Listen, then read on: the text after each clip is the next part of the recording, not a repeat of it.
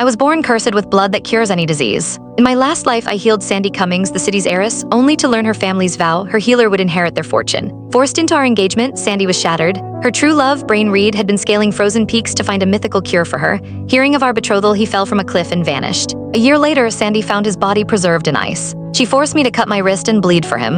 If you hadn't interfered, Brain would have saved me. You killed him, she screamed. If your blood is miraculous, bring him back. Sandy, he's been dead a year. I heal the sick, not raise the dead, I pleaded, but she watched cold-eyed as I bled out. When I awoke, I was back at the day the Cummings summoned me to heal her. I glanced at her pale form in the wheelchair and raised a brow. Miss Cummings, those legs are beyond repair. No one can heal them. One? At my words, Sandy slowly lifted her head, her delicate features flushing with rage. You quack, get out of my house. A faint smile touched my lips as I turned to her mother, who stood beside me.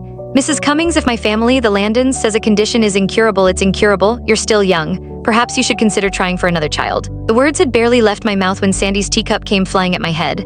I sidestepped, and the porcelain, worth thousands, shattered against the marble floor. Mrs. Cummings, startled, rushed to apologize. Mr. Landon, please forgive us. I apologize on Sandy's behalf. Her condition has made her. I waved a dismissive hand. I understand. I won't lower myself to argue with a cripple. I saw Sandy's entire body tremble with fury as I turned and walked out of the Cummings mansion. Mrs. Cummings hurried after me, her voice a desperate whisper. Mr. Landon, is there truly no other way? I've heard the Landon family possesses a secret art of healing, a cure for all ailments. If you can heal Sandy's legs, the Cummings family will grant you anything you desire. But the problem wasn't that I couldn't heal her, it was that I wouldn't. In my past life, Sandy had blamed me for Brain's death, stubbornly believing that the alpine star bloom he sought would have been her salvation. If she had possessed a single shred of logic, she would have known the flower was little more than a potent tonic, its miraculous properties wildly exaggerated. But when she discovered it was my blood, used as the base for her medicine that had truly healed her, she didn't hesitate.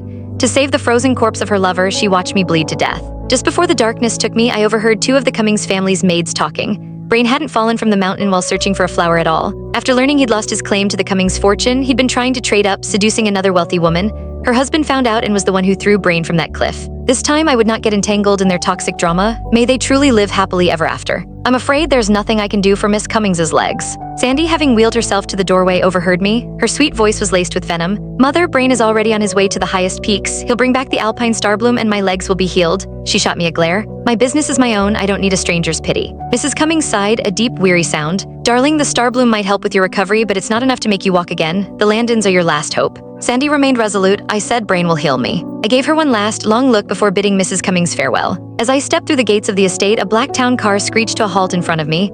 A woman emerged, her face etched with despair, and fell to her knees before me. Mr. Landon, I'm begging you, please save my daughter. Two? I learned then that the accident a year ago had claimed more than one victim. It wasn't just Sandy who had been injured, so had her arch rival, Sophia Sterling. After the crash, Sophia had slipped into a coma, Click the link on the homepage to watch the full follow-up for free.